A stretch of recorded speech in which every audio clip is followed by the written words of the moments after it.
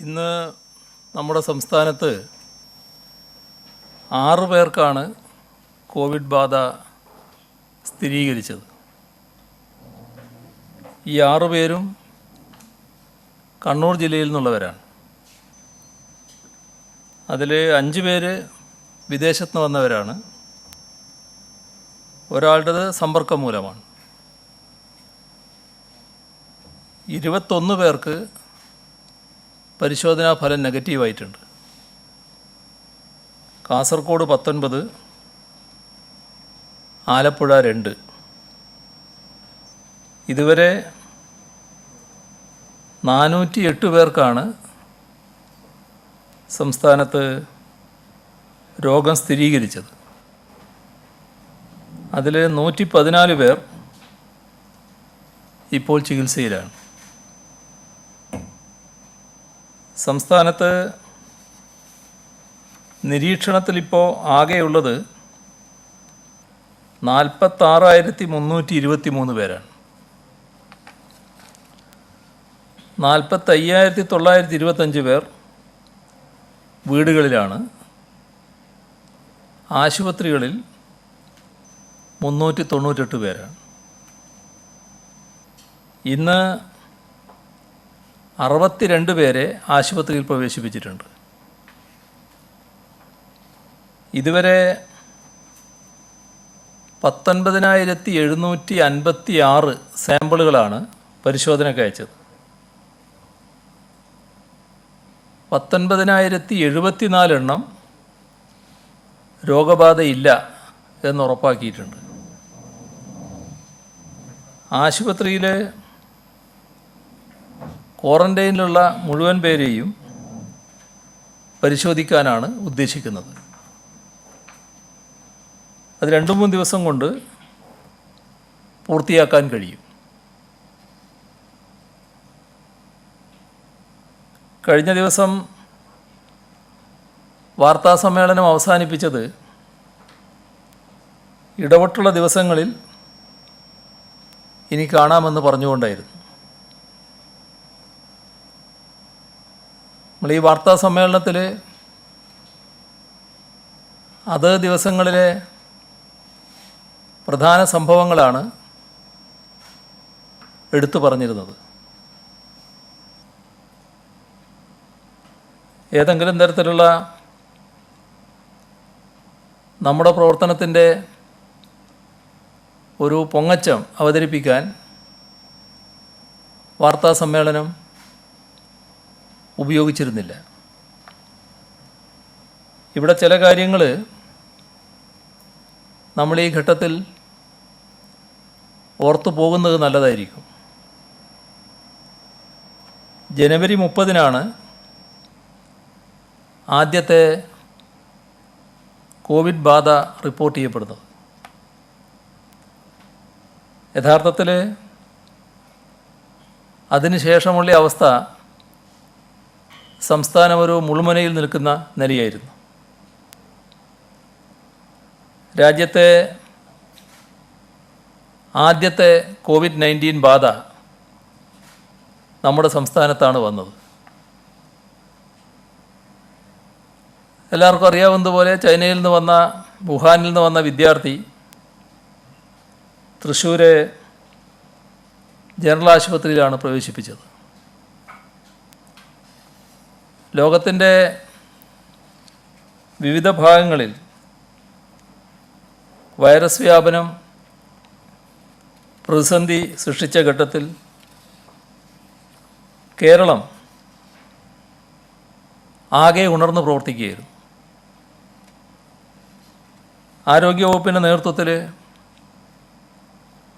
പ്രത്യേക ടീമുകൾ രൂപീകരിക്കപ്പെട്ടു. എല്ലാ ജില്ലകളിലും ഐസൊലേഷൻ സംവിധാനങ്ങൾ, രോഗലക്ഷണങ്ങളുള്ളവരെ പരിശോധിക്കാനുള്ള നിർദ്ദേശങ്ങൾ. ഫെബ്രുവരി 2-ന് ആലപ്പുഴയിലും 3-ന് കാസർഗോട്ടും രോഗം റിപ്പോർട്ട് ചെയ്യപ്പെട്ടു. 3 പേരെയും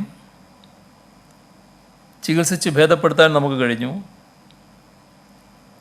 കൂടുതൽ ആളുകളിലേക്ക് പടരാതെ ശ്രദ്ധിക്കാനും നമുക്ക് കഴിഞ്ഞു. അത് ഈ പ്രവർത്തനത്തിൻ്റെ ആദ്യഘട്ടമായിരുന്നു. ആദ്യഘട്ടത്തിലെ കോവിഡ്-19-നെതിരെയുള്ള പ്രതിരോധത്തിൻ്റെ വിജയം എന്ന് വേണമെങ്കിൽ പറയാം. പക്ഷേ ഫെബ്രുവരി 19 സംസ്ഥാനത്ത് വീണ്ടും രോഗബാധ റിപ്പോർട്ട് ചെയ്തു. വിദേശത്തു നിന്ന് വന്ന ഒരു കുടുംബത്തിലെ 5 പേർക്കാണ് രോഗബാധയുണ്ടായത്. എന്നാൽ അതിനു മുൻപ് തന്നെ സംസ്ഥാനത്തെ എല്ലാ വിമാനത്താവളങ്ങളിലും പരിശോധനാ സംവിധാനം ഏർപ്പെടുത്തിയിരുന്നു. യാത്രക്കാർക്ക് കൃത്യമായ നിർദ്ദേശങ്ങളും നൽകിയിരുന്നു. ഇതൊക്കെയായിട്ടും 5 പേർക്ക് രോഗബാധയുണ്ടായത് രണ്ടാം ഘട്ട വൈറസ് വ്യാപനത്തിൻ്റെ ഭീഷണിയാണ് നമുക്ക് മുന്നിൽ ഉയർത്തിയത്. സ്വാഭാവികമായും അതോടെ കൂടുതൽ സുരക്ഷാ ക്രമീകരണങ്ങൾ ഒരുക്കേണ്ടതായി വന്നു. സമ്പർക്കത്തിലേർപ്പെട്ടവർ, സഹയാത്രികർ, അവരെയെല്ലാം കണ്ടെത്തി പരിശോധനയ്ക്ക് വിധേയരാക്കി. ശാസ്ത്രീയമായ റൂട്ട് മാപ്പ് തയ്യാറാക്കി. വിമാനത്താവളങ്ങളിൽ പ്രാഥമിക പരിശോധന നിർബന്ധമാക്കി. വിമാനത്തിൽ വന്നിറങ്ങുന്നവരെ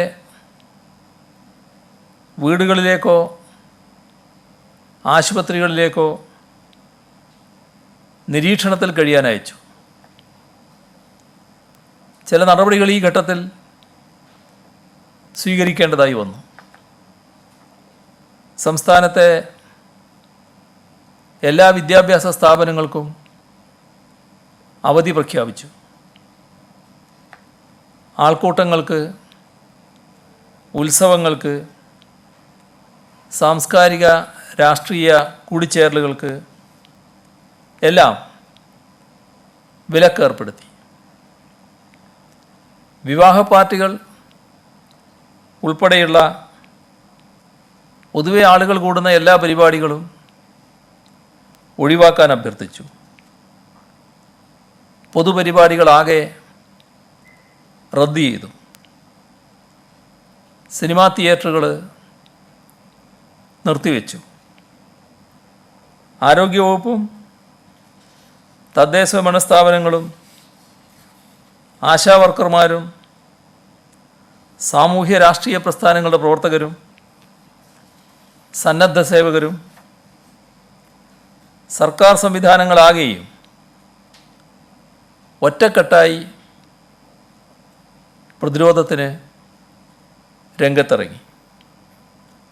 ഒരു ഭേദചിന്തയുമില്ലാതെ ഒരു സംവിധാനമാകെ ഒറ്റ ലക്ഷ്യത്തിനു വേണ്ടി എണ്ണയിട്ട് യന്ത്രം പോലെ പ്രവർത്തിക്കുന്ന അനുഭവമുണ്ടായി. വ്യക്തി ശുചീകരണം,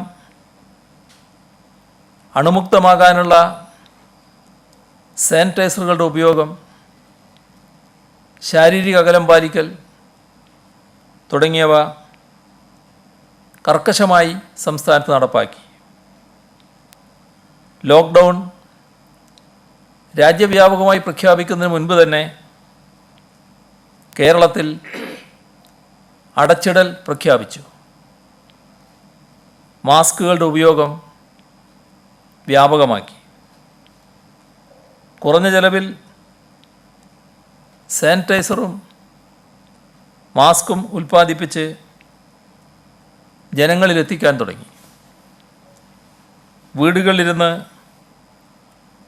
ജോലി ചെയ്യുന്നവർക്ക് ആവശ്യമായ വർദ്ധിച്ച ഇൻ്റർനെറ്റ് സംവിധാനം ഉറപ്പാക്കി. പെട്ടെന്ന് സ്തംഭിച്ചുപോയ നാടിനെയും ജനജീവിതത്തെയും തിരികെ പിടിക്കാൻ 20,000 കോടി രൂപയുടെ സ്പെഷ്യൽ പാക്കേജ് സംസ്ഥാനം പ്രഖ്യാപിച്ചു. വിദേശങ്ങളിൽ നിന്ന്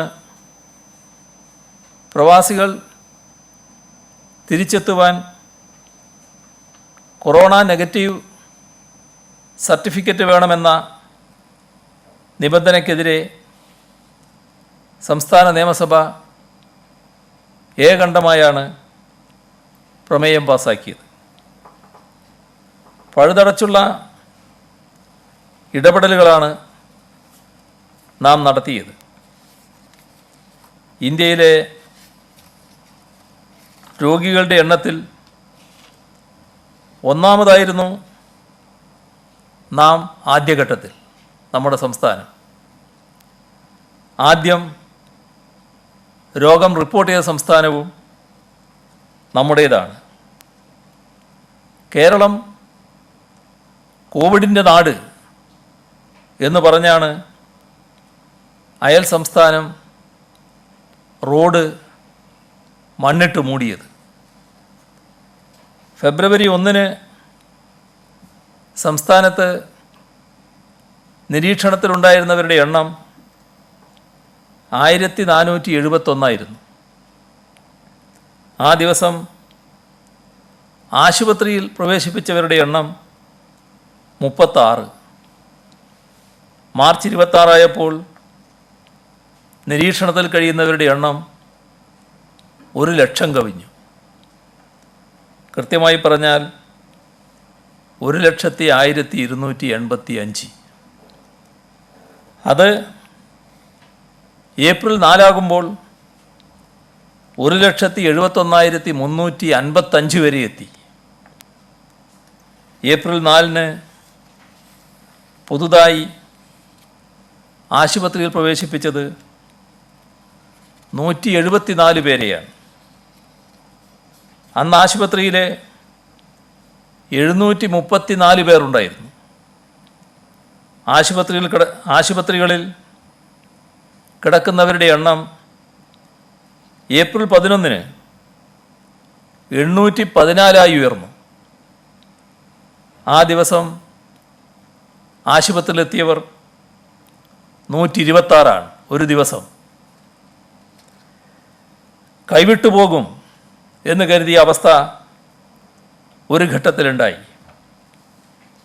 ഒരു രോഗി ഒറ്റയടിക്ക് രോഗം പകർന്നു നൽകിയത് 23 പേർക്കാണ്. അയാളിൽ നിന്ന് പകർന്നവരിലൂടെ 12 പേർക്കും രോഗബാധയുണ്ടായി. അതൊരു ലക്ഷണമായെടുത്താൽ ഒരുപക്ഷെ കേരളം ഭയാനകമായൊരവസ്ഥയിലേക്ക് പോകുമായിരുന്നു.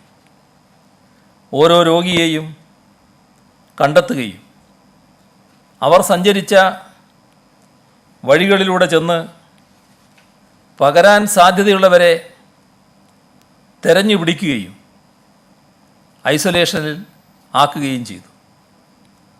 ഇപ്പോൾ നമുക്ക് ആശ്വസിക്കാനും അഭിമാനിക്കാനുമുള്ള വകയുണ്ട്. നിരീക്ഷണത്തിലുള്ളവരുടെ എണ്ണം 1,71,355 നിന്ന് 46,323 കുറഞ്ഞിരിക്കുന്നു. കോവിഡ് ബാധിച്ച് മരിക്കുന്നവരുടെ ലോക ശരാശരി 5.75%. ഇന്ത്യയിലെ നില അത് 2.83%. കേരളത്തിലേത് 0.58%. ജനസംഖ്യാടിസ്ഥാനത്തിൽ ഏറ്റവും കൂടുതൽ COVID-19 പരിശോധനാ സംവിധാനമുള്ളത് നമ്മുടെ സംസ്ഥാനത്താണ്. കോവിഡ് ടെസ്റ്റിംഗ് കിയോസ്ക് രാജ്യത്താദ്യം സ്ഥാപിച്ചത് ഇവിടെയാണ്. രാജ്യത്ത് പ്ലാസ്മ തെറാപ്പി ആരംഭിക്കുന്നത് കേരളമാണ്. നമുക്കിപ്പോൾ 33 കോവിഡ് സ്പെഷ്യൽ ആശുപത്രികളുണ്ട്. 14 ജില്ലകളിൽ 38 കോവിഡ് സ്പെഷ്യൽ ആശുപത്രികൾ. കേരളമാണ് കോവിഡ് പശ്ചാത്തലത്തിൽ പകർച്ചവ്യാധി നിയമം നടപ്പാക്കിയ ആദ്യ സംസ്ഥാനം. സംസ്ഥാനത്ത് 1296 ആശുപത്രികളിലായി കോവിഡ് രോഗികളെ ചികിത്സിക്കുന്നതിന് 49,702 കിടക്കകൾ ഇപ്പോൾ സജ്ജമാക്കിയിട്ടുണ്ട്. ICUവിൽ 1369 രോഗികളെ ചികിത്സിക്കാം. 800 വെന്റിലേറ്ററുകൾ സർക്കാർ ആശുപത്രികളിൽ സജ്ജമാണ്. ഇതിനു പുറമെ 866 സ്വകാര്യ ആശുപത്രികളിലായി 81,904 ബെഡുകൾ ഒരുക്കിയിട്ടുണ്ട്. ഇവിടങ്ങളിലായി 6,059 ICU ബെഡുകളും 1,578 വെന്റിലേറ്ററുകളും സജ്ജമാണ്. ഏത് അടിയന്തര സാഹചര്യവും നേരിടാൻ ഇപ്പോൾ തന്നെ നാം തയ്യാറാണ് എന്നാണ് ഇത് സൂചിപ്പിക്കുന്നത്. 1205-ലധികം കമ്മ്യൂണിറ്റി കിച്ചണുകൾ സംസ്ഥാനത്ത് പ്രവർത്തിക്കുന്നുണ്ട്. അവിടങ്ങളിൽ നിന്ന് നിരീക്ഷണത്തിലുള്ളവർക്കും ആവശ്യക്കാർക്കും ആരും പട്ടിണി കിടക്കരുത് എന്ന നിർബന്ധത്തോടെ തന്നെ സൗജന്യമായും അല്ലാതെയും ഭക്ഷണം നൽകുന്നുണ്ട്. 331 കുടുംബശ്രീ ജനകീയ ഹോട്ടലുകളിലൂടെ 20 രൂപയ്ക്ക് ഉച്ചഭക്ഷണം വിതരണം ചെയ്യുന്നുണ്ട്. രാജ്യത്താകെ അതിഥി തൊഴിലാളികൾക്കായി 22,567 ക്യാമ്പുകളാണുള്ളത്. ഇതിൽ നമ്മുടെ സംസ്ഥാനത്ത് നോക്കിയാൽ ക്യാമ്പുകളുടെ എണ്ണം 1,19,902 ക്യാമ്പുകളാണ് എന്ന് കാണാൻ കഴിയും. സംസ്ഥാനം ഒഴികെയുള്ള ക്യാമ്പുകളുടെ എണ്ണമാണ് ഞാൻ ആദ്യം പറഞ്ഞത്. ഇവിടങ്ങളിൽ അതിഥി തൊഴിലാളികൾ സുരക്ഷിതരായി താമസിക്കുന്നു എന്നാണ് കാണാൻ നമുക്ക് സാധിക്കുക. അഗതികൾ, തെരുവിലുറങ്ങുന്നവർ, ഇവർക്കെല്ലാം താമസവും ഭക്ഷണവും നൽകുന്നു. സർക്കാർ 3,685 പേരെയാണ് ഈ രീതിയിൽ പുനരധിവസിപ്പിച്ചത്. കേരളം കോവിഡ് പ്രതിരോധത്തിനായി 300-ലധികം ഡോക്ടർമാരെയും 400-ലേറെ ഹെൽത്ത് ഇൻസ്പെക്ടർമാരെയും യുദ്ധകാലാടിസ്ഥാനത്തിലാണ് നിയമിച്ചത്. APL, BPL വ്യത്യാസമില്ലാതെ സൗജന്യ റേഷൻ കൊടുത്തു. സൗജന്യ കിറ്റുകളുടെ വിതരണം നടന്നു വരുന്നു. നമ്മുടെ ബ്രേക്ക് ദ ചെയിൻ ക്യാമ്പയിൻ വലിയ സ്വീകാര്യത നേടി. ക്യാൻസർ രോഗികൾക്ക് മരുന്നും ചികിത്സയും മുടങ്ങാതിരിക്കാൻ ചികിത്സാ സൗകര്യം ജില്ലാതലത്തിൽ കേരളം ഏർപ്പെടുത്തി. കേരളത്തിൻ്റെ ചികിത്സാ സംവിധാനങ്ങളുടെ മേന്മയും കരുത്തും ഇവിടെ നിന്ന് കോവിഡ് രോഗം ഭേദപ്പെട്ട് തിരിച്ചുപോയ 8 വിദേശികൾ മറയില്ലാതെ പറഞ്ഞിട്ടുണ്ട്. 93 88 വയസ്സായ വൈറസ് ബാധിതരെ ചികിത്സിച്ച് ഭേദപ്പെടുത്തി പൂർണ്ണ ആരോഗ്യവാന്മാരായി തിരിച്ചു വീട്ടിലെത്തിക്കാൻ നമുക്ക് കഴിഞ്ഞു.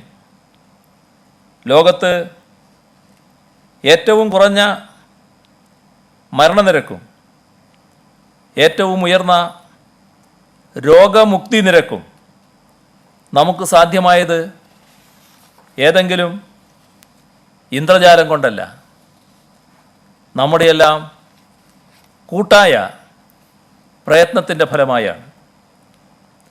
ഐക്യത്തിൻ്റെയും ഒരുമയുടെയും ഫലമായാണ്. അതുകൊണ്ടാണ് ലോകവ്യാപകമായി കേരളം അഭിനന്ദിക്കപ്പെടുന്നത്. ലോകപ്രശസ്തരായ മാധ്യമപ്രവർത്തകർ, മാധ്യമങ്ങൾ മുഖപ്രസംഗം എഴുതി, ഫീച്ചറുകൾ എഴുതി കേരളത്തിൻ്റെ മാതൃകയെക്കുറിച്ച് പറയുന്നത് ഈ അനുഭവം കൊണ്ടാണ്. കോൺഗ്രസ് നേതാവ് രാഹുൽ ഗാന്ധി ഉൾപ്പെടെ സംസ്ഥാനത്ത് നൽകിയ പ്രശംസ സ്വന്തം ജീവൻ പണയം വെച്ച് രോഗപ്രതിരോധത്തുള്ള ഓരോ ആരോഗ്യ പ്രവർത്തകനും പ്രവർത്തകർക്കുമുള്ളതാണ്. IC യൂണിറ്റിലെ രാപ്പകൽ പരിചരിക്കുന്നവരും ഭക്ഷ്യവസ്തുക്കൾ ലോറിയിൽ കയറ്റുന്നവരും ശുചീകരണ തൊഴിലാളികളും സന്നദ്ധ പ്രവർത്തകരും എല്ലാം അടങ്ങുന്ന കേരളത്തിൻ്റെ സേനയാണ് ഈ യുദ്ധമുഖത്തുള്ളത്. ഏത് പ്രതിസന്ധിയും മറികടക്കാൻ നമുക്ക് മറ്റൊന്നും തടസ്സമല്ല എന്നാണ് തെളിയിക്കപ്പെട്ടത്. അതിൻ്റെ ഫലമാണ് ഇപ്പോൾ നമുക്ക് ശ്വാസം വിടാമല്ലോ എന്ന തോന്നലിലേക്ക് നമ്മളെ എത്തിച്ചത്. എന്നാൽ ഇതങ്ങനെ ശ്വാസം വിടാനുള്ള സമയമല്ല എന്നതും ഇതോടൊപ്പം നാം തിരിച്ചറിയണം.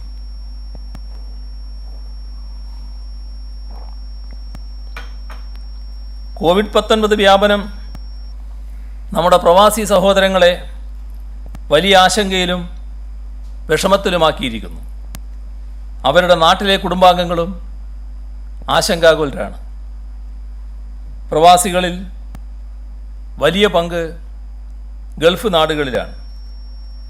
ഏകദേശം 20 ലക്ഷം പേർ. രോഗബാധയുണ്ടായി മലയാളി സഹോദരങ്ങൾ മരണപ്പെടുന്ന സ്ഥിതി കൂടി വന്നതോടെ ആശങ്ക വർദ്ധിക്കുന്നത് സ്വാഭാവികമാണ്. ഗൾഫിൽ ജീവിക്കുന്ന മലയാളികളിൽ ബഹുഭൂരിഭാഗവും ചെറിയ വരുമാനക്കാരും പരിമിതമായ സൗകര്യങ്ങളിൽ കഴിഞ്ഞു വരുന്നവരുമാണ്. മഹാമാരി പറന്നു പിടിക്കുമ്പോൾ ഇത്തരക്കാരാണ് കൂടുതൽ പ്രയാസപ്പെടുന്നത്. ഇന്ത്യൻ എംബസികളുമായും മലയാളികളുടെ സംഘടനകളുമായും ബന്ധപ്പെട്ട് ഇവർക്ക് പരമാവധി സഹായവും പിന്തുണയും ലഭ്യമാക്കാനാണ് നോർക്കയിലൂടെ ശ്രമിക്കുന്നത്. വിവിധ കാരണങ്ങളാൽ എത്രയും പെട്ടെന്ന് നാട്ടിൽ തിരിച്ചെത്താൻ ആഗ്രഹിക്കുന്നവർ ധാരാളമുണ്ട്. സന്ദർശക വിസയിൽ പോയി അവിടെ കുടുങ്ങിപ്പോയവരുണ്ട്. അവർക്ക് നാട്ടിൽ തിരിച്ചെത്തണം. പലരും മക്കളെ കാണാൻ പോയി അവിടെ കുടുങ്ങിയിട്ടുണ്ട്. ചിലർ ബിസിനസ് ആവശ്യങ്ങൾക്ക്, ചിലർ അക്കാദമിക് ആവശ്യങ്ങൾക്ക് ചുരുങ്ങിയ കാലത്തെ വിസയിൽ പോയവരാണ്. അതുകൊണ്ടാണ് അടിയന്തരമായി തിരിച്ചു വരേണ്ടവരെ കൊണ്ടുവരുന്നതിന് പ്രത്യേക വിമാനം അയക്കണമെന്ന് സംസ്ഥാനം പ്രധാനമന്ത്രിയോട് ആവശ്യപ്പെട്ടത്. ഇവർക്ക് തിരിച്ചു വരാനുള്ള സൗകര്യം കേന്ദ്ര സർക്കാർ ഏർപ്പെടുത്തുകയാണെങ്കിൽ അവർ ഇവിടെ എത്തുമ്പോഴുള്ള മുഴുവൻ കാര്യങ്ങളും സംസ്ഥാന സർക്കാർ ഏറ്റെടുക്കും. ആരോഗ്യ മന്ത്രാലയത്തിൻ്റെ പ്രോട്ടോക്കോൾ കർശനമായി പാലിച്ചുകൊണ്ട് മുഴുവൻ പേരെയും പരിശോധിക്കാനും വിമാനത്താവളത്തിന് സമീപം തന്നെ ക്വാറന്റൈൻ ചെയ്യാനും രോഗമുണ്ടെന്ന് സംശയിക്കുന്നവരെ ആശുപത്രിയിലേക്ക് മാറ്റാനുമാണ് തയ്യാറാവുക. ഇതിനുള്ള പദ്ധതിക്ക് സർക്കാർ രൂപം നൽകിയിട്ടുണ്ട്. 2 ലക്ഷത്തിലേറെ പേരെ ക്വാറന്റൈൻ ചെയ്യാനുള്ള സംവിധാനം ഇപ്പോൾ തന്നെ നാം ഒരുക്കുകയാണ്. അതിലേറെ ആളുകൾ വന്നാൽ സ്വീകരിക്കാനും സുരക്ഷിതമായി പാർപ്പിക്കാനുമുള്ള പദ്ധതിയും നമുക്കുണ്ട്. കേന്ദ്ര സർക്കാർ പ്രത്യേക വിമാനം ഏർപ്പെടുത്തുകയാണെങ്കിൽ വിസിറ്റിംഗ് വിസയിൽ പോയവർക്കും പ്രായമായവർക്കും ഗർഭിണികൾക്കും കോവിഡ് അല്ലാത്ത മറ്റ് രോഗങ്ങൾക്ക് ചികിത്സ തേടുന്നവർക്കും മുൻഗണന നൽകേണ്ടി വരും. ഇവർ വിമാനത്താവളത്തിലെത്തിയാൽ ക്വാറന്റൈൻ മുതൽ വീട്ടിലെത്തിക്കുന്നതുവരെയുള്ള എല്ലാ കാര്യങ്ങളും സംസ്ഥാന സർക്കാരിൻ്റെ മേൽനോട്ടത്തിലും നിയന്ത്രണത്തിലും ചെയ്യേണ്ടതായിട്ടുണ്ട്. കേന്ദ്ര സർക്കാരിൽ നിന്ന് അനുകൂലമായ തീരുമാനമുണ്ടാകും എന്നാണ് പ്രതീക്ഷ. അതുവരെ പ്രവാസികൾ ഇപ്പോൾ എവിടെയാണോ അതത് നാട്ടിൽ അതത് സർക്കാരുകളുടെ മാർഗനിർദ്ദേശങ്ങൾ പാലിച്ചുകൊണ്ട് കഴിയണമെന്നാണ് അഭ്യർത്ഥിക്കാനുള്ളത്. ഈ ഘട്ടത്തിൽ നമ്മുടെ മുഴുവൻ പ്രവാസി സംഘടനകളും അവർക്ക് കാര്യമായ പിന്തുണയും സഹായവും ഉറപ്പാക്കണം. നോർക്ക എല്ലാ ഗൾഫ് രാഷ്ട്രങ്ങളിലും ഹെൽപ്പ് ഡെസ്ക് ആരംഭിച്ച് സഹായം നൽകുന്നുമുണ്ട്. കേരളത്തിന് പുറത്തുനിന്ന് കോവിഡ് ബാധയുടെ അസുഖകരമായ വാർത്തകൾ അനുദിനം വരുന്നുണ്ട്. അത് വിദേശ രാജ്യങ്ങളിൽ നിന്നുണ്ട്, രാജ്യത്തിൻ്റെ മറ്റു ഭാഗങ്ങളിൽ നിന്നുമുണ്ട്. ഡൽഹിയിലും മുംബൈയിലും മറ്റും മലയാളി നഴ്സുമാർ കൂട്ടത്തോടെ രോഗം ബാധിച്ച് വിഷമിക്കുന്നു. ചില സംസ്ഥാനങ്ങളിൽ രോഗബാധ അനിയന്ത്രിതമായി മാറുന്നു എന്ന് സംശയിക്കുന്നു. ലോക്ക്ഡൗൺ അവസാനിക്കുന്ന ഘട്ടം വന്നാൽ പ്രവാസി മലയാളികളിൽ പലരും ഇങ്ങോട്ടെത്തും. യാത്രാ സംവിധാനങ്ങൾ ആരംഭിച്ചാൽ വ്യത്യസ്ത മാർഗങ്ങളിലൂടെ ആളുകൾ വരും.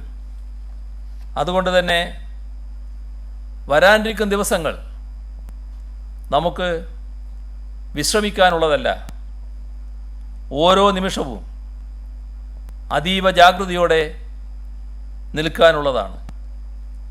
ഒരു നേരിയ അശ്രദ്ധ പോലും അപകടത്തിലേക്ക് നയിക്കും എന്ന തിരിച്ചറിവ് നമ്മുടെ സമൂഹത്തിനാകെ ഉണ്ടാവണം. കാസർഗോഡ് ജില്ലയുടെ അനുഭവം ഈ ഘട്ടത്തിൽ ഓർക്കുന്നത് നല്ലതാണ്. കാസർഗോഡ് ജില്ല ഒരു ഘട്ടത്തിൽ, ഇതിൻ്റെ ആദ്യഘട്ടത്തിൽ എങ്ങനെയായിരുന്നു എന്ന് നാം ഓർക്കണം. 2 മാസത്തിനെതിരെ 2 മാസമായി അല്ലെങ്കിൽ 2 മാസത്തിലേറെയായി കോവിഡിനെതിരെ പടപൊരുന്ന ജില്ലയാണത്. ഇപ്പോൾ ആശ്വാസത്തിൻ്റെ വക്കിലാണ് ആ ജില്ല. അവിടെ രോഗം സ്ഥിരീകരിച്ച 169 പേരിൽ 142 പേർ രോഗമുക്തരായി കഴിഞ്ഞിട്ടുണ്ട്. ഇപ്പോൾ ചികിത്സയിലുള്ള ആരുടെയും നില ഗുരുതരമല്ല. മാർച്ച് 21 മുതൽ ജില്ല മുഴുവനായും അടച്ചിട്ടു. എന്നാൽ അതിനു മുൻപ് തന്നെ അവിടെ നിയന്ത്രണങ്ങൾ നടപ്പാക്കിയിരുന്നു. 144 പ്രഖ്യാപിച്ചു. കർക്കശമായ നിയന്ത്രണങ്ങൾ, പരിശോധന, ചികിത്സാ സംവിധാനം, ഇങ്ങനെയുള്ള വിവിധ നടപടികൾ സ്വീകരിച്ചു. എല്ലാ പ്രതിബന്ധങ്ങളെയും തരണം ചെയ്താണ് കാസർഗോഡിന് രാജ്യം അംഗീകരിക്കുന്ന മാതൃകയായി മാറാൻ കഴിഞ്ഞത്. കാസർഗോഡ് ഇപ്പോൾ 4754 പേരാണ് നിരീക്ഷണത്തിലുള്ളത്. ഇന്ന് 6 പേരെയാണ് നിരീക്ഷണത്തിനായി ആശുപത്രിയിൽ പ്രവേശിപ്പിച്ചത്. 27 പേരാണ് വൈറസ് ബാധയേറ്റ് ചികിത്സയിലുള്ള കാസർഗോഡ് ജില്ലക്കാർ. ഈ സംഖ്യ ഇത്രയും കുറച്ച് കൊണ്ടുവരാൻ കഴിഞ്ഞത് വലിയ വിജയം തന്നെയാണ്. കാസർഗോഡ് ജില്ലയിലുള്ള എല്ലാ ആബാലവൃദ്ധ ജനങ്ങളും ഈ കാര്യത്തിൽ നല്ല രീതിയിലാണ് സഹകരിച്ചത്. വലിയ തോതിൽ പ്രയാസങ്ങളും വിഷമങ്ങളും അനുഭവിക്കേണ്ടി വന്നിട്ടുണ്ട് എന്നറിയാം. അതെല്ലാം നാടിൻ്റെ പൊതുവായ നന്മയ്ക്ക് വേണ്ടിയായിരുന്നുവെന്ന് തിരിച്ചറിഞ്ഞുകൊണ്ട് ഇപ്പോൾ വന്നതിൽ, ഈ നില കൈവരിക്കാൻ കഴിഞ്ഞതിൽ ആശ്വസിച്ചുകൊണ്ട്, തുടർന്ന് ഈ അനുഭവത്തിൽ ജാഗ്രത, കരുതൽ കൈവിടാതിരിക്കാൻ പ്രത്യേകം ശ്രദ്ധിക്കുക എന്നാണ് കാസർഗോഡുകാരോട് പ്രത്യേകമായി അഭ്യർത്ഥിക്കാനുള്ളത്. കണ്ണൂർ ജില്ലയിലെ 54 പേർക്ക് ഇപ്പോൾ രോഗബാധയുണ്ട്. അവിടെയും കടുത്ത നിയന്ത്രണങ്ങളിലേക്ക് സർക്കാർ പോവുകയാണ്. ഇത്രയെല്ലാം ഇവിടെ വിശദീകരിച്ചത് നാം ഇപ്പോൾ വളരെ സുരക്ഷിതമായ അവസ്ഥയിലാണ് എന്ന് ചിലരൊക്കെ ധരിച്ചതുകൊണ്ടാണ്. അങ്ങനെയല്ല അവസ്ഥ. നാം ഇപ്പോഴും നിതാന്ത ജാഗ്രതയും കണ്ണിമയ്ക്കാത്ത ശ്രദ്ധയും വേണ്ട സമയത്തിലൂടെ തന്നെയാണ് കടന്നു പോകുന്നത്. ലോക്ക്ഡൗണിൽ ചില ഇളവുകൾ പ്രഖ്യാപിച്ചതോടെ വാഹനങ്ങൾ ക്രമാതീതമായി നിരത്തിലെത്തിയിട്ടുണ്ട്. വല്ലാതെ തിരക്കുണ്ടായതായി പല കേന്ദ്രങ്ങളിൽ നിന്നും റിപ്പോർട്ട് വന്നു. ഇക്കാര്യത്തിൽ കാർക്കശ്യം വേണ്ടിടത്ത് കാണിക്കാൻ തന്നെയാണ് തീരുമാനം. ലോക്ക്ഡൗൺ നിയന്ത്രണങ്ങളിൽ കേരളം ഇളവ് വരുത്തിയെന്ന വാദമുണ്ടായി. നാം പൊതുവിൽ കാര്യങ്ങൾ വിലയിരുത്തിയാണ് നിയന്ത്രണങ്ങൾ തുടരുക. സുരക്ഷാ മാനദണ്ഡങ്ങളിൽ വിട്ടുവീഴ്ച അനുവദിക്കില്ല. പബ്ലിക് ട്രാൻസ്പോർട്ടേഷൻ തൽക്കാലം ഉണ്ടാകില്ല. വ്യവസായ മാനേജ്മെൻറ്റുകൾക്ക് ആവശ്യത്തിന് ജോലിക്കാരെ എത്തിക്കാൻ സുരക്ഷാ മാനദണ്ഡം പാലിച്ച് പ്രത്യേക ബസ്സുകൾ അനുവദിക്കാൻ പറഞ്ഞിരുന്നു. ആ കാര്യം തെറ്റിദ്ധരിക്കപ്പെട്ടതാണ്. സർക്കാർ ഓഫീസുകളുടെ പ്രവർത്തനം സുഗമമാക്കാൻ അടുത്ത് താമസിക്കുന്നവർക്ക് സ്വന്തം വാഹനത്തിൽ യാത്ര ചെയ്യാൻ അനുമതി നൽകുന്നുണ്ട്. അത് അടുത്ത ജില്ലയിൽ നിന്നായാൽ പോലും അനുവദിക്കേണ്ടി വരും. കാർഷിക രംഗത്ത് കൃഷിയുമായി ബന്ധപ്പെട്ട എല്ലാ കാര്യങ്ങളും നിർവഹിക്കാൻ അനുമതി നൽകിയിട്ടുണ്ട്. ബാങ്കുകൾ റെഡ് സോൺ ജില്ലകളിലും എല്ലാ ജീവനക്കാരും ഹാജരാകണമെന്ന് ഉത്തരവിട്ടതായി കണ്ടു. ആവശ്യമായ ജീവനക്കാർ മാത്രം ഹാജരാകുന്ന രീതിയിൽ അത് ക്രമീകരിക്കാൻ ബാങ്കുകളോട് ആവശ്യപ്പെടും. ലോക്ക്ഡൗണിനിടയിൽ പൊന്നാനി ഹാർബറിൽ ഒരു മാസമായി 3 തൊഴിലാളികൾ ബോട്ടിൽ കുടുങ്ങിക്കിടക്കുന്നു എന്ന ഒരു കാര്യം ശ്രദ്ധയിൽപ്പെട്ടു. അതിൽ ഇടപെട്ട് ബോട്ടിൽ കഴിയുന്ന നില ഒഴിവാക്കണമെന്ന നിർദ്ദേശം നൽകിയിട്ടുണ്ട്. ലോക്ക്ഡൗണിനെ തുടർന്ന് ഭിന്നശേഷിക്കാരായ 50 കുട്ടികളും അവരുടെ കുടുംബവും മൈസൂരുവിൽ കുടുങ്ങിക്കിടക്കുന്നുണ്ട്. സ്പീച്ച് ആൻഡ് ഹിയർ ഇൻസ്റ്റിറ്റ്യൂട്ടിൽ തുടർ ചികിത്സക്കെത്തിയവരാണവർ. അവരുടെ കാര്യം പ്രത്യേകം പരിഗണിക്കും. ഡൽഹിയിൽ കുടുങ്ങിയ മലയാളി വിദ്യാർത്ഥികൾക്ക് വീട്ടുടമകളുടെ ഭീഷണി എന്ന വാർത്ത ശ്രദ്ധയിൽപ്പെട്ടു. അത് സർക്കാർ ഗൗരവമായി എടുക്കുന്നു. ഡൽഹി സർക്കാരുമായി ബന്ധപ്പെട്ട് പരിഹാരമുണ്ടാക്കാൻ ശ്രമിക്കും. മെഡിക്കൽ സ്റ്റോറുകളിൽ ഇൻസുലിൻ ലഭ്യമാക്കാനുള്ള നടപടികൾ സ്വീകരിക്കും. നദികളിലും ഡാമുകളിലും അടഞ്ഞുകൂടിയ എക്കൽ നീക്കാൻ നടപടിയെടുക്കുന്നതിന് നിർദ്ദേശം നൽകിയിട്ടുണ്ട്. മഴ വരുന്നതിന് മുൻപ് തന്നെ ഈ നടപടികൾ സ്വീകരിക്കണമെന്നാണ് ഉദ്ദേശിക്കുന്നത്. സ്റ്റാമ്പ് വെണ്ടർമാരുടെ ഓഫീസുകൾക്ക് ആഴ്ചയിൽ 2 ദിവസം ഇളവുകൾ നൽകും.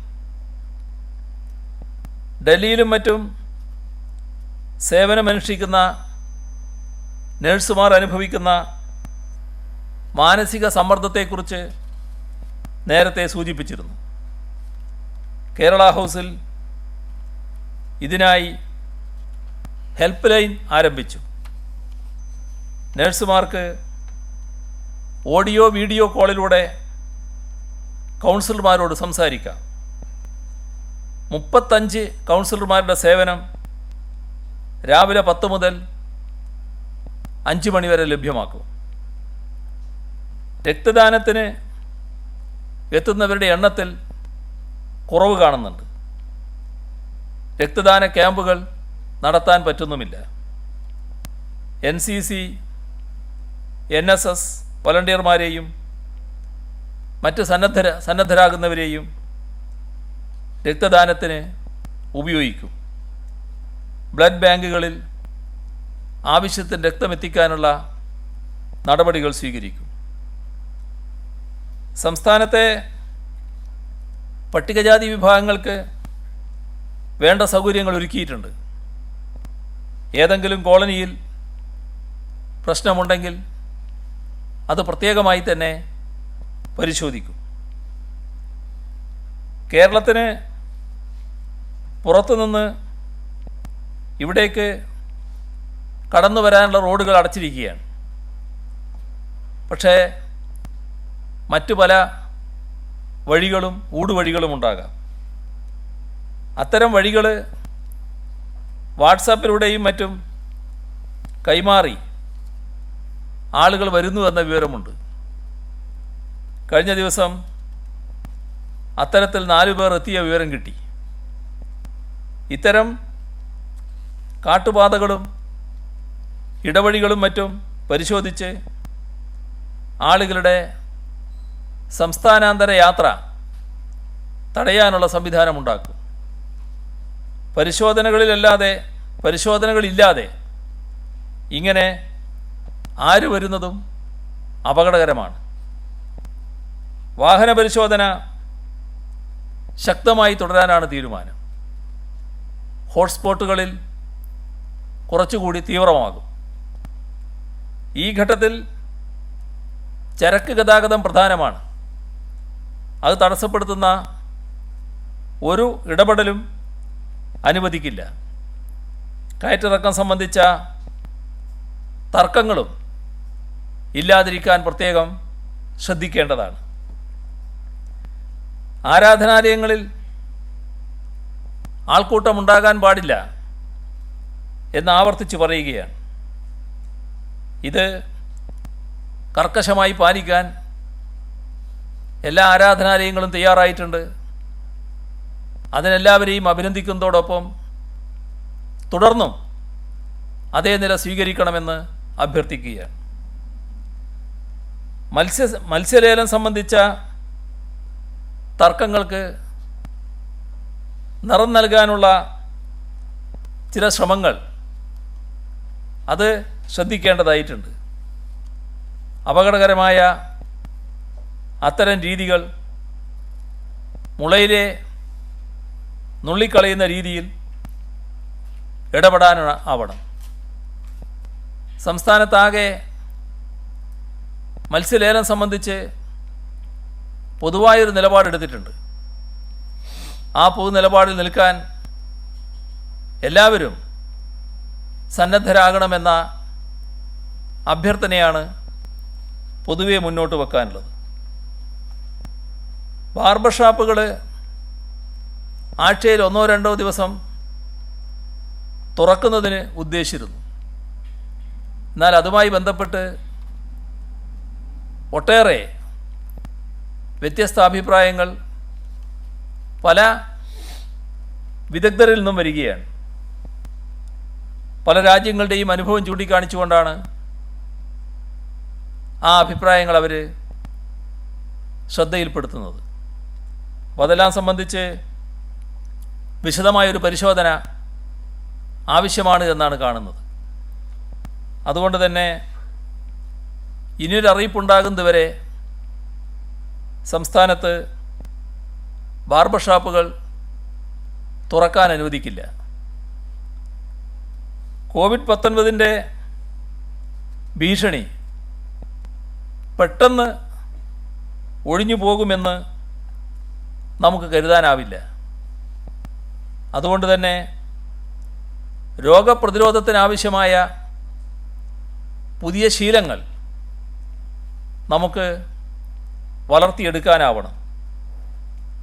സ്വാഭാവികമായും അത് കുട്ടികളിൽ തന്നെ ആരംഭിക്കാനുമാവണം. ഇപ്പോൾ നേരത്തെ ഞാൻ പറഞ്ഞ ബാർബർ ഷാപ്പിൻ്റെ ഉപയോഗം, അതിൽ ഒരേ ഉപകരണങ്ങൾ വ്യത്യസ്ത ആളുകൾക്ക് ഉപയോഗിക്കും. ടവല് ചിലപ്പോൾ ഒന്നിലധികം ആളുകൾക്ക് ഉപയോഗിച്ചു എന്ന് വരും. ഇത്തരത്തിലുള്ള അനാരോഗ്യകരമായ ശീലങ്ങൾ ഉപേക്ഷിച്ച് ആരോഗ്യകരമായ ശീലത്തിലേക്ക് എത്താൻ നമുക്ക് സാധിക്കണം. ഒട്ടേറെ പുതിയ ശീലങ്ങൾ നാം പല രംഗങ്ങളിലും ആർജിക്കേണ്ടതായിട്ടുണ്ട്. ഇപ്പോൾ കുട്ടികൾക്കുള്ള പ്രതിരോധ കുത്തിവയ്പ്പ് ആരംഭിച്ചിട്ടുണ്ട്. സ്വകാര്യ ആശുപത്രികളെയും ഇതിന് പ്രയോജനപ്പെടുത്തുന്നു. പ്ലാസ്മ തെറാപ്പിയുടെ ട്രയൽ തുടങ്ങുന്നതിനുള്ള പ്രാരംഭ നടപടികൾ പൂർത്തിയായിട്ടുണ്ട്. ICMRൻ്റെയും ഡ്രഗ് കൺട്രോളർ ഓഫ് ഇന്ത്യയുടെയും അനുമതിക്ക് കാത്തിരിക്കുകയാണ്. രോഗവിമുക്തി നേടിയവരുടെ രക്തത്തിൽ നിന്ന് വേർതിരിച്ചെടുക്കുന്ന പ്ലാസ്മയിൽ വൈറസിനെതിരെയുള്ള പ്രതിപദാർത്ഥങ്ങൾ, ആൻറ്റിബോഡി ഉണ്ടാകും. ഇത് നൽകി ചികിത്സ നടത്തുന്നത് രോഗം സുഖപ്പെടുത്താൻ സഹായകമാകും എന്ന ശാസ്ത്രീയ നിഗമനമാണ് പ്ലാസ്മ തെറാപ്പിയുടെ അടിസ്ഥാനം. സംസ്ഥാനത്തിന് PPE കിറ്റുകളും റാപ്പിഡ് ടെസ്റ്റ് കിറ്റും ആൻറ്റിബോഡിക്ക് ആവശ്യമായത്, അതേപോലെ N95 മാസ്കും കേന്ദ്ര സർക്കാരിൽ നിന്ന് കിട്ടിയിട്ടുണ്ട്. ബൈക്ക് അപകടത്തിൽ വർക്കലയിൽ ഒറ്റൂരിൽ മാതൃകാ കർഷകനും കാർഷിക മേഖലയിലെ വിവിധ പ്രവർത്തനങ്ങളിൽ സജീവ സാന്നിധ്യവുമായിരുന്ന എസ് ശ്രീകുമാറിന് മസ്തിഷ്ക മരണം സംഭവിച്ചു. അദ്ദേഹത്തിൻ്റെ അവയവങ്ങൾ ദാനം ചെയ്തു. ഈ ദുരന്തകാലത്തും മൃതസഞ്ജീവനി വഴി അവയവദാനത്തിന് സന്നദ്ധമായ കുടുംബത്തിൻ്റെ മഹാമനസ്കതയെ അംഗീകരിക്കുകയും അവരുടെ ദുഃഖത്തിൽ പങ്കുചേരുകയും ചെയ്യുന്നു. ഞാൻ നേരത്തെ പറഞ്ഞതിൽ സാരമായൊരു തിരുത്തുണ്ട്. അതിഥി തൊഴിലാളികൾ കേരളത്തിൽ 3,52,515 പേരാണുള്ളത്. അവർക്കായുള്ള ക്യാമ്പുകൾ 19,902 ക്യാമ്പുകളാണ്. ഒരു സന്തോഷ വാർത്ത ഇതിനിടയ്ക്കുള്ളത്, നമ്മുടെ ഇൻസ്റ്റിറ്റ്യൂട്ട് ഓഫ് അഡ്വാൻസ്ഡ് വൈറോളജിക്ക് ഗ്ലോബൽ വൈറസ് നെറ്റ്വർക്കിൽ അംഗത്വം ലഭിച്ചിരിക്കുകയാണ് ഇന്ന്. കേരള ശാസ്ത്ര സാങ്കേതിക പരിസ്ഥിതി കൗൺസിലിൻ്റെ ലൈഫ് സയൻസ് പാർക്കിൽ പ്രവർത്തിക്കുന്ന സ്ഥാപനം ലോക വൈറോളജി നെറ്റ്വർക്കിൽ അംഗത്വം ലഭിക്കുന്ന ഇന്ത്യയിലെ ആദ്യത്തെ സ്ഥാപനമാണ്.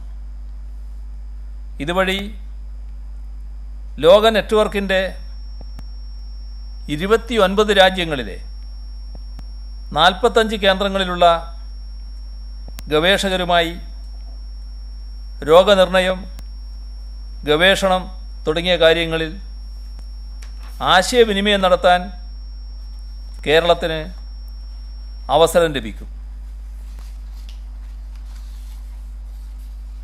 നേരിട്ട് അഭിനന്ദനം അറിയിച്ച ഒരു ഡോക്ടറെ, ഒരു സംഘത്തിൻ്റെ അഭിമാനകരമായ വിജയത്തെ നിങ്ങളിലൂടെ ഒന്നുകൂടി അഭിനന്ദിക്കേണ്ടതുണ്ട് എന്നാണ് തോന്നുന്നത്. അത് കോട്ടയം മെഡിക്കൽ കോളേജിൽ ഹൃദയ ശസ്ത്രക്രിയ വിജയപ്രദമായി നടത്തിയ ഡോക്ടർ ജയകുമാറിനും സംഘത്തിനുമുള്ള അഭിനന്ദനമാണ്. ഇവിടെ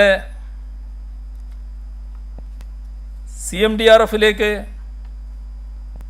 വലിയ തോതിലുള്ള സഹായം വരുന്നുണ്ട്. അതിനു പുറമേയുള്ള സഹായവും നമ്മുടെ സംസ്ഥാനത്തിന് ലഭിച്ചുകൊണ്ടിരിക്കുന്നുണ്ട്. ഇപ്പോൾ Mahindra and Mahindra limited 2000 covid protection ഷീൽഡുകൾ സഹായമായി നൽകുമെന്ന് അറിയിച്ചിട്ടുണ്ട്. കേരളത്തിൻ്റെ കോവിഡ് പ്രതിരോധ പ്രവർത്തനങ്ങളെ മഹീന്ദ്ര ഗ്രൂപ്പ് ചെയർമാൻ ആനന്ദ് മഹീന്ദ്ര അഭിനന്ദിച്ചു. രാങ്കോ സിമൻസ് ലിമിറ്റഡ് കോവിഡ് പ്രതിരോധ പ്രവർത്തനങ്ങൾക്കായി മെഡിക്കൽ ഉപകരണങ്ങൾ സംഭാവന നൽകിയിട്ടുണ്ട്. 48,31,681 രൂപയുടെ ഉപകരണങ്ങളാണ് രാംകോ സിമൻസ് സംസ്ഥാനത്തിന് കൈമാറിയത്. കോവിഡ് ചികിത്സാ രംഗത്ത് പ്രവർത്തിക്കുന്ന ആരോഗ്യ പ്രവർത്തകർക്കായി 500 PPE കിറ്റുകൾ കൈമാറുമെന്ന് മാധ്യമം ദിനപത്രം CEO PM Salih, editor O Abdurahiman എന്നിവർ അറിയിച്ചിട്ടുണ്ട്. കോവിഡ് പ്രതിരോധത്തിന് സംസ്ഥാന സർക്കാർ നടത്തുന്ന പ്രവർത്തനങ്ങൾ അഭിനന്ദനാർഹമാണെന്നും സ്ഥാപനത്തിൻ്റെ പൂർണ്ണ പിന്തുണയും സഹകരണവും ഉണ്ടാകുമെന്നും അവർ അറിയിച്ചിട്ടുണ്ട്. ദുരിതാശ്വാസ നിധിയിൽ റിലയൻസ് ഇൻഡസ്ട്രീസും ഫൗണ്ടേഷനും 5 കോടി രൂപ സംഭാവനയായി നൽകിയിട്ടുണ്ട്. മുകേഷ് അംബാനിയും ഭാര്യ നീത അംബാനിയും ചേർന്നാണ് തുക കൈമാറിയത്. കോവിഡ് പ്രതിരോധത്തിൽ കേരളത്തിനൊപ്പമുണ്ടെന്ന് അവർ അറിയിക്കുകയും ചെയ്തു. സംസ്ഥാനത്തെ സഹകരണ സംഘങ്ങൾ 112,79,00,000 രൂപ, സഹകരണ വകുപ്പ് മുഖാന്തരം 94,71,00,000 രൂപ, നേരിട്ട് 18,08,00,000 രൂപ, കേരള സംസ്ഥാന വനിതാ വികസന കോർപ്പറേഷൻ 1 കോടി രൂപ, പെരിന്തൽമണ്ണ അർബൻ സഹകരണ ബാങ്ക് 87 ലക്ഷം രൂപ. പ്രവാസി വ്യവസായികൾക്ക് പ്രത്യേക പലിശരഹിത സ്വർണ്ണ വായ്പ അനുവദിക്കുന്നതിന് 100 കോടി രൂപ മാറ്റിവെക്കാനും ബാങ്ക് തീരുമാനിച്ചിട്ടുണ്ട്. നദ്വത്തുൽ മുജാഹിദീൻ പ്രസിഡന്റ് TP അബ്ദുൽ കോയ മദനി സംഘടനയുടെ കീഴിലുള്ള സ്ഥാപനങ്ങൾ ഐസൊലേഷൻ ആവശ്യങ്ങൾക്ക് വിട്ടു നൽകാമെന്ന് അറിയിച്ചിട്ടുണ്ട്. അദ്ദേഹം 20 ലക്ഷം രൂപ സംഭാവനയും നൽകി. നാടകപ്രവർത്തകരുടെ സംഘടന നാടക് 3.5 ലക്ഷം രൂപ.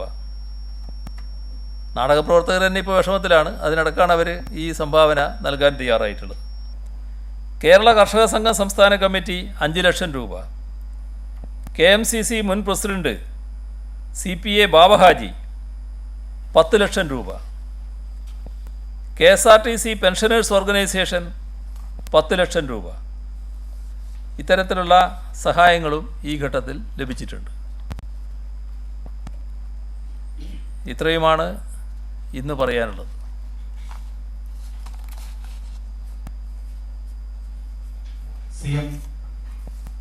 കേരളം നേടിയിട്ടുള്ള കോവിഡ് പ്രതിരോധ പ്രവർത്തനത്തിൽ നേടിയിട്ടുള്ള വലിയ മുന്നേറ്റം ഇന്ദ്രജാലമല്ല, ഇത് ഒരുമയുടെയും കൂട്ടായ പരിശ്രമത്തിന്റെയും ഫലമാണെന്ന് താങ്കൾ പറഞ്ഞു. പക്ഷേ ഈ അടുത്തിടെ ഉണ്ടായ വിവാദങ്ങൾ ആ ശോഭ കെടുത്തിയിട്ടുണ്ട്.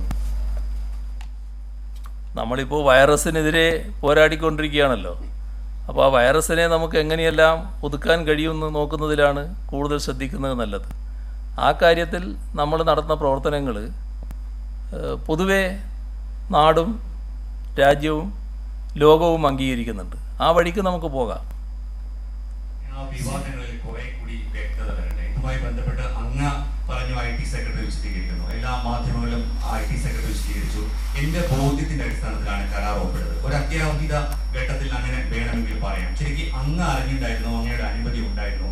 മാത്രമല്ല അതൊരു പ്രൊസീജിയർ എററില്ലേ, റൂൾസ് ഓഫ് ബിസിനസിന്റെ എററില്ലേ, അതാണ് പ്രതിപക്ഷം ഇപ്പോഴും ചൂണ്ടിക്കാണിക്കുന്നത്. അങ്ങ് നാമുന്നോട്ടിൽ പറഞ്ഞു അവഗണിക്കാനുള്ള, പക്ഷേ അങ്ങനെ അവഗണിക്കാൻ പറ്റുമോ CM?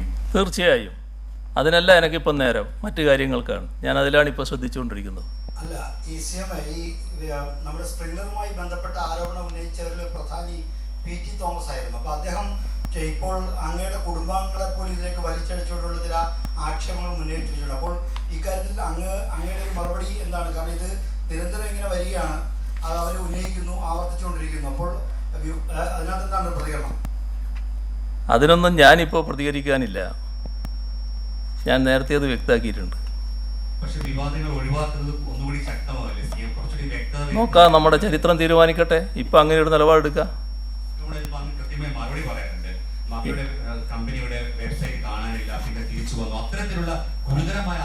ഓ, ഭയങ്കര ഗുരുതരല്ലേ, ഭയങ്കര ഗുരുതരായത്. ഇതെല്ലാം എല്ലാവർക്കും മനസ്സിലാകും കേട്ടോ, ഇമാതിരിയുള്ള കാര്യങ്ങളുമായിട്ടൊക്കെ പുറപ്പെടുന്നത്. അതിനൊന്നും ഞാനിപ്പോൾ ഒന്നും പറയാൻ പോകുന്നില്ല. അതെന്തോ വലിയ ആനക്കാര്യമാണ് എന്ന മട്ടിൽ അവതരിപ്പിക്കാൻ നോക്കണ്ട. എല്ലാവർക്കും അത് മനസ്സിലാവും. സ്പ്രിംഗ്ലറിന്റെ കരാറുമായി ബന്ധപ്പെട്ട് ഈ പാർട്ടിയുടെ പോളിറ്റ് ബ്യൂറോയ്ക്ക് അങ്ങ് എന്തെങ്കിലും, അല്ല സർക്കാരിൽ നിന്ന് എന്ന നിലയിൽ എന്തെങ്കിലും വിശദീകരണം കൊടുത്തിട്ടുണ്ടോ? അത് തള്ളിയെന്ന് പറഞ്ഞൊരു പ്രമുഖ പത്രത്തിൽ വാർത്തയുണ്ട്. അപ്പോൾ സാധാരണ പാർട്ടി കാര്യങ്ങൾ പറയുന്ന അത് പല നുണ വാർത്തകളും നിങ്ങളിൽ ചിലർ മെനയുന്നുണ്ട് എന്ന് എനിക്കറിയാം. നിങ്ങളെ കൂട്ടത്തിൽ ചിലർ പണ്ട് തന്നെ നുണ വാർത്തകൾ മെനയാൻ വളരെ മിടുക്കരാണ്. എനിക്കിപ്പോൾ ഓർമ്മ വരുന്നൊരു കാര്യം, ഇതേ നഗരത്തിൽ ഇവിടെ ഒരു കേന്ദ്രത്തിൽ ഇരുന്നു കൊണ്ട് ഒരു കാലത്ത് തയ്യാറാക്കിയൊരു വാർത്തയുണ്ടായിരുന്നു. ഞാൻ അന്ന് ഈ കസേരയിലല്ല, വേറെ കസേരയിലാണെന്ന് മാത്രം. അന്നൊരു സേവ് എന്ന പേരിൽ തുടങ്ങിയൊരു കാര്യം ഉണ്ടായിരുന്നില്ലേ, ബാക്കി ഞാനിപ്പോൾ പറയുന്നില്ല. അന്ന് കുറച്ച് ആളുകൾ കൂടി, ആകെ 4-5 പേരാണ്, അവർ കൂടിയായിരുന്നു ഇത് തയ്യാറാക്കിയത്. എന്നിട്ട് അതിൻ്റെ മേലെ എന്തെല്ലാം വിവാദങ്ങൾ നാട്ടിൽ ഉയർന്നു വന്നിരുന്നു, ഏതെല്ലാം തരത്തിൽ കാര്യങ്ങൾ ഉയർത്താൻ വേണ്ടി നോക്കിയിരുന്നു. കുറേ നാൾ കഴിഞ്ഞപ്പോൾ ഇതിൽപ്പെട്ട ഒരാൾ തന്നെ, ഇപ്പം നിങ്ങൾക്കറിയാലോ ചില ശീലങ്ങൾ, ആ ശീലങ്ങളോടുകൂടി ഇരിക്കുമ്പോൾ പറയാണ്, അതൊക്കെ ഞങ്ങൾ ഉണ്ടാക്കിയല്ലേ, ഞങ്ങളൊക്കെ ആയിരുന്നില്ലേ അത് ഉണ്ടാക്കിയത് എന്ന്. ഇതൊക്കെ ചരിത്രത്തിൻ്റെ ഭാഗമാണ് കേട്ടോ. ആ ചരിത്രമൊക്കെ നമുക്ക് എല്ലാവർക്കും അറിയാവുന്നതാണ്. ഇതെല്ലാം കണ്ടും അതെല്ലാം നേരിട്ടും കടന്നാണ് ഞാൻ ഇവിടെ വന്നിരിക്കുന്നത്. അപ്പം നിങ്ങളെ ഈ പുതിയ രീതികൾ കണ്ടിട്ട് അതിൻ്റെ ഭാഗമായിട്ട് വല്ലാതെ വേവലാതിപ്പെടുന്ന ഒരാളായിട്ട് എന്നെ നിങ്ങൾ കാണണ്ട. അല്ല, CM അങ്ങനെ പറഞ്ഞിട്ടല്ല. ഈ സേഫ് CPM 4 ഒക്കെ പഴയ കഥയാണെങ്കിലും ചരിത്രം ഇപ്പോൾ പറയുന്ന അവർ ഉന്നയിക്കുന്ന ആക്ഷേപം പാർട്ടി സെക്രട്ടറിയായ പിണറായി വിജയനെതിരെയല്ല, മുഖ്യമന്ത്രിക്കെതിരെയാണ്. അതുകൊണ്ടാണ് ഇങ്ങനെ ഒരു ചോദ്യം ഉന്നയിക്കപ്പെടുന്നത്. അതുകൊണ്ട് തന്നെയാണ് ഞാൻ പറയുന്നത്, അതിനല്ല എനിക്കിപ്പോൾ നേരമൊന്നും. അങ്ങനെയുള്ള ആളുകൾ ഉന്നയിക്കുന്ന കാര്യങ്ങൾക്ക് മറുപടി പറഞ്ഞ് സമയം കളയാനല്ല ഞാൻ നിൽക്കുന്നത്. എനിക്ക് വേറെ ജോലിയുണ്ട്, ആ ജോലിയാണ് ഞാൻ ചെയ്തുകൊണ്ടിരിക്കുന്നത്. താങ്കളിപ്പോ ഈ സേവ് CPM ഫോറത്തിന്റെ കാര്യം ഇപ്പൊ പറഞ്ഞത്, ഇപ്പൊ വരുന്ന ആരോപണങ്ങൾക്ക് അത്ര ഒരു സ്വഭാവം ഉണ്ടെന്നാണോ? ഇപ്പോൾ പറയുന്ന ആരോപണങ്ങൾക്ക് വേറൊരു സ്വഭാവമുണ്ട്. ഞാൻ അത് പറഞ്ഞത് അന്ന് ചിലർ കൂടി തയ്യാറാക്കിയ ഒരു നുണക്കഥയായിരുന്നു.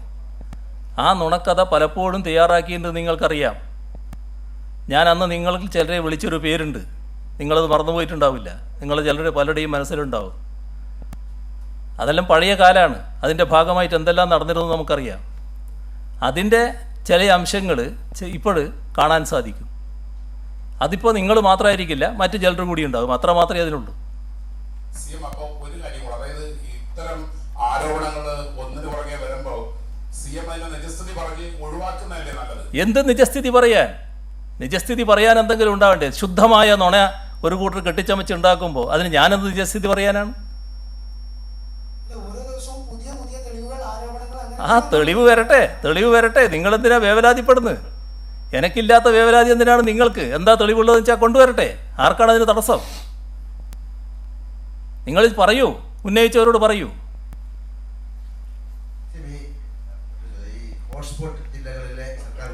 അത് നല്ല കാര്യം, അങ്ങനെ വരും, ആ വഴിക്ക് വാ.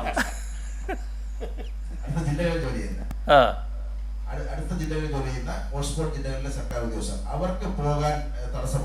ഞാൻ നേരത്തെ പറഞ്ഞു അവർക്ക് സ്വന്തം വാഹനങ്ങളിൽ വരുന്നതിന് തടസ്സം ഉണ്ടാവില്ല. മറ്റു വാഹനങ്ങൾക്ക് വിഷമം ഉണ്ടാവുമല്ലോ. ഇപ്പോൾ അങ്ങനെ വരുന്നതിന് തടസ്സം ഉണ്ടാവില്ല. പ്രശ്നമില്ല.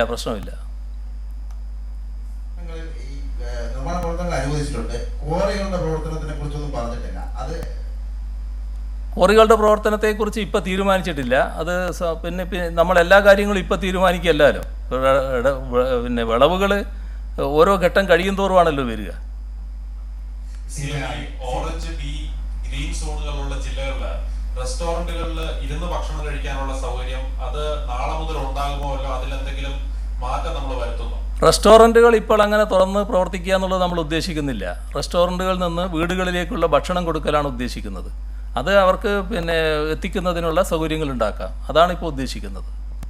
നമ്മൾ ഈ പ്രഖ്യാപിച്ച ഇളവുകളുടെ കാര്യത്തിൽ കേന്ദ്രം എന്തെങ്കിലും വ്യത്യസ്ത അഭിപ്രായം പറഞ്ഞിട്ടുണ്ടോ? കാരണം ഇന്ന് അത്തരത്തിൽ വാർത്തകളുണ്ട്. ചീഫ് സെക്രട്ടറി അതിനെപ്പറ്റി ചില അഭിപ്രായങ്ങൾ പറഞ്ഞെങ്കിൽ പോലും നമ്മളിവിടെ ഈ പ്രഖ്യാപിച്ച ഇളവുകൾ പൊതു മാനദണ്ഡത്തിനുള്ള വ്യതിചലനമാണ് എന്ന തരത്തിലാണ് അവിടെ ആഭ്യന്തര സെക്രട്ടറിയെ മറ്റും ഉദ്ധരിച്ചു വരുന്ന വാർത്തകൾ. അതിന്റെ ചില റിലീസുകൾ പൊതുവായിട്ട് ഇന്ന് വീണ്ടും ചീഫ് സെക്രട്ടറിമാർക്ക് അയച്ചു പറയുന്നു. കേന്ദ്ര ഗവൺമെന്റും സംസ്ഥാന ഗവൺമെന്റും തമ്മിൽ ഒരു സംഘർഷവും ഇല്ല. കേന്ദ്ര ഗവൺമെന്റിന്റെ പൊതുവായ മാനദണ്ഡങ്ങൾക്കനുസൃതമായാണ് കാര്യങ്ങൾ ഇവിടെ നടത്തുക എന്ന് നേരത്തെ തന്നെ ഞാൻ വ്യക്തമാക്കിയിട്ടുണ്ട്. അതുമായി ബന്ധപ്പെട്ട് ചില കാര്യങ്ങളിൽ കേന്ദ്ര ഗവൺമെന്റിന്റെ കൂടി അനുമതി വാങ്ങിക്കൊണ്ടും നടപ്പാക്കുമെന്ന് പറഞ്ഞിട്ടുണ്ട്.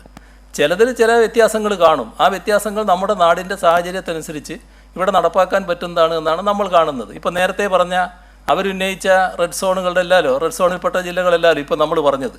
അത് ഇവിടുത്തെ അനുഭവത്തിൻ്റെ അടിസ്ഥാനം. അതൊരു സംഘർഷമോ മറ്റ് തർക്കങ്ങളോ ഉണ്ടാകുന്ന കാര്യമല്ല. സ്വാഭാവികമായിട്ടും കേന്ദ്രത്തിനത് മനസ്സിലാവും. അതിൻ്റെ ഭാഗമായിട്ട് അത് അംഗീകരിക്കുകയാണ്. ഒരു തർക്കവും ആ കാര്യത്തിലില്ല. സംഘർഷത്തിനൊരു സാധ്യതയില്ല. കഴിഞ്ഞ ദിവസം അഴീക്കോട് MLA KM ഷാജിക്കെതിരെ ഒരു വിജിലൻസ് കേസ് എടുക്കാൻ വേണ്ടി സർക്കാർ അനുമതി നൽകിയിരുന്നു.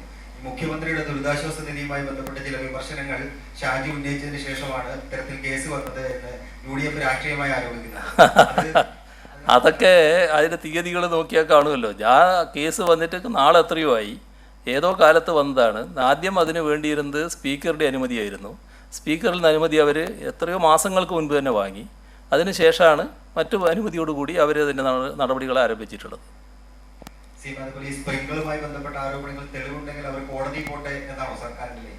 അത് അവർക്ക് ഞാൻ ഉപദേശിച്ചു കൊടുക്കേണ്ട കാര്യമില്ലല്ലോ.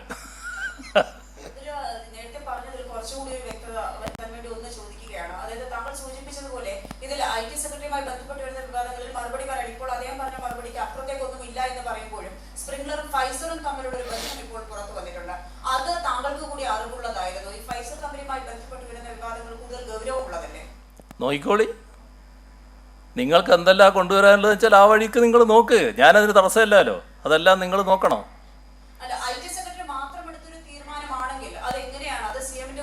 ഞാൻ അതിനെക്കുറിച്ചൊന്നും ഇപ്പോൾ പറഞ്ഞില്ലല്ലോ. നിങ്ങൾ പലതും എൻ്റെ നാക്കിൽ കുത്തിക്കയറ്റാൻ നോക്കുകയാണല്ലോ. എന്തിനാണ് അങ്ങനെ ശ്രമിക്കുന്നത്? ഞാൻ അങ്ങനെ പറഞ്ഞില്ലല്ലോ. അല്ല, IT സെക്രട്ടറി പറഞ്ഞ IT സെക്രട്ടറി ചോദിച്ചോ. ഞാനിപ്പോൾ അതിനെക്കുറിച്ചൊന്നും പറഞ്ഞില്ലല്ലോ. CM ഈ ഇതിൽ ചോദ്യം ഇത്രയേ ഉള്ളൂ. അതായത് CM മാധ്യമ സിൻഡിക്കേറ്റ് എന്നോ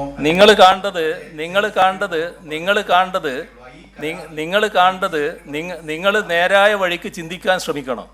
നിങ്ങൾ കേരളത്തിലെ ഉത്തരവാദപ്പെട്ട മാധ്യമ പ്രവർത്തകരാണ്. ഞാനിവിടെ 45-50 മിനിറ്റോളം എടുത്ത് കേരളത്തിലെ പൊതുവായ പ്രശ്നങ്ങളാണ് പറഞ്ഞത്. നിങ്ങൾക്കത് വേറെ വഴിക്ക് തിരിച്ചുവിടാനാണ് ശ്രദ്ധ. എനിക്കതിനല്ല താല്പര്യം. നിങ്ങളെല്ലാവരെയും കുറിച്ചല്ല ഞാൻ പറയുന്നത്. നിങ്ങൾ ചിലർക്ക് ആ വഴിക്കല്ല നിങ്ങൾ സഞ്ചരിക്കേണ്ടത്. നിങ്ങൾ ആദ്യം തന്നെ ആ വഴിക്കാണ് പോയത്. പക്ഷേ പിന്നെ നിങ്ങൾ നേരായ വഴിക്ക് വന്നു. പിന്നെ വീണ്ടും നിങ്ങൾ പഴയ നിലയിലേക്ക് പോകാനാണ് നോക്കുന്നത്. നമുക്കിത് 7 മണിക്ക് അവസാനിപ്പിക്കണം. ഇനി നിങ്ങളെ ചോദ്യം തടയാൻ വേണ്ടി അവസാനിപ്പിക്കുകയാണെന്ന് കരുതണ്ട. ഇപ്പോൾ 7 മണിയായി. ഇപ്പോൾ അവസാനിപ്പിക്കാം. നാളെ നമുക്ക് കാണാം. ശരി. മുഖ്യമന്ത്രി പിണറായി വിജയൻ വിവാദ ചോദ്യങ്ങൾക്ക് അദ്ദേഹം മറുപടി നൽകിയിട്ടില്ല. സ്പ്രിംഗ്ലർ കരാറുമായി ബന്ധപ്പെട്ട് ഉയർന്നുവരുന്ന പ്രശ്നങ്ങൾ മുഖ്യമന്ത്രിയുടെ ശ്രദ്ധയിൽപ്പെടുത്തി അദ്ദേഹം ഈ കാര്യങ്ങൾക്ക് മതിയായ മറുപടി നൽകിയിട്ടില്ല. ഇത്തരം കാര്യങ്ങളിൽ ശ്രദ്ധയൂന്നാനല്ല താൻ ഇപ്പോൾ ശ്രമിക്കുന്നത്, അതല്ല ഈ കസേരയിൽ ഇരുന്നു കൊണ്ട് ഇപ്പോൾ ചെയ്യേണ്ടത് എന്ന മട്ടിലാണ് അദ്ദേഹം പ്രതികരിച്ചത്. അതേസമയം KM ഷാജിക്കെതിരെ കേസെടുത്ത സംഭവത്തിൽ മുഖ്യമന്ത്രി നൽകിയ പ്രതികരണം, അത് തീയതികൾ നോക്കിയാൽ അതെല്ലാം ആ കേസുമായി ബന്ധപ്പെട്ട നടപടിക്രമങ്ങളെല്ലാം നേരത്തെ പൂർത്തിയായതാണ് എന്ന കാര്യം വ്യക്തമാകും എന്നതാണ്. സ്പ്രിംഗ്ലറുമായി ബന്ധപ്പെട്ട് വീണ്ടും ഉന്നയിക്കപ്പെട്ട ചോദ്യങ്ങളിൽ നിന്നും മുഖ്യമന്ത്രി ഒഴിഞ്ഞുമാറി. നിലവിലെ സാഹചര്യത്തിൽ ഈ വിവാദങ്ങളോട് പ്രതികരിക്കാൻ മുഖ്യമന്ത്രി തയ്യാറായില്ല എന്നതാണ് ഈ വാർത്താ സമ്മേളനത്തിൽ നിന്ന് മനസ്സിലാക്കേണ്ടത്. മുഖ്യമന്ത്രിയുടെ വാർത്താ സമ്മേളനം ഏതാണ്ട് 1 മണിക്കൂർ നീണ്ട വാർത്താ സമ്മേളനത്തിൽ കോവിഡുമായി ബന്ധപ്പെട്ട വിവരങ്ങൾ അദ്ദേഹം നൽകി. അതിനുശേഷം മാധ്യമപ്രവർത്തകർ ചോദ്യങ്ങൾ ഉന്നയിച്ചപ്പോഴാണ് വിവാദമായ സ്പ്രിംഗ്ലർ ഇടപാടുമായി ബന്ധപ്പെട്ട ചോദ്യങ്ങളിൽ നിന്നും മുഖ്യമന്ത്രി ഒഴിഞ്ഞുമാറിയത്. ഇതുമായി ബന്ധപ്പെട്ട ചോദ്യങ്ങളോട് പ്രതികരിക്കാൻ മുഖ്യമന്ത്രി തയ്യാറായില്ല. IT സെക്രട്ടറി പറഞ്ഞതിനപ്പുറം ഒരു കാര്യവും അദ്ദേഹം വിശദീകരിച്ചതുമില്ല. ഇത്തരം ഒരു സന്ദർഭത്തിൽ വിവാദ ചോദ്യങ്ങളോട് പ്രതികരിക്കാൻ താൻ തയ്യാറല്ല എന്ന നിലപാടാണ് മുഖ്യമന്ത്രി ഇന്ന് ഈ വാർത്താ സമ്മേളനത്തിൽ കൈക്കൊണ്ടത്. സ്പ്രിംഗ്ലർ കരാറുമായി ബന്ധപ്പെട്ട് പ്രതിപക്ഷം ഉന്നയിച്ച ആരോപണങ്ങളും പുറത്തുവരുന്ന പുതിയ വിവരങ്ങളും സംബന്ധിച്ചായിരുന്നു മാധ്യമപ്രവർത്തകരോട് ചോദ്യം. അത്തരം കാര്യങ്ങളിൽ മുഖ്യമന്ത്രി ചില പഴയ കാര്യങ്ങൾ പരാമർശിച്ചുകൊണ്ട് ചിലർ ഒരു കേന്ദ്രത്തിലിരുന്നു കൊണ്ട് CPM-നെതിരെ വാർത്തകൾ പടച്ചുവിടുന്നു, പിന്നീട് ഈ കെട്ടിച്ചമച്ചവർ തന്നെ ഇത്തരം വാർത്തകൾ വെളിപ്പെടുത്തിയ മുൻകാല അനുഭവങ്ങൾ ഉണ്ടായിട്ടുണ്ട് എന്ന് പറഞ്ഞുകൊണ്ടാണ് അദ്ദേഹം ഈ വിഷയത്തെ സമീപിച്ചത്. ശുദ്ധ നുണയാണ് ഒരു കൂട്ടർ പറഞ്ഞ് പ്രചരിപ്പിക്കുന്നത് എന്നതാണ് അദ്ദേഹം പറഞ്ഞത്. ചിലർ ഒരു കേന്ദ്രത്തിലിരുന്ന് CPM-നെതിരെ വാർത്തകൾ പടച്ചുവിടുന്നു എന്ന മുൻ അനുഭവം അദ്ദേഹം വിശദീകരിക്കുകയായിരുന്നു.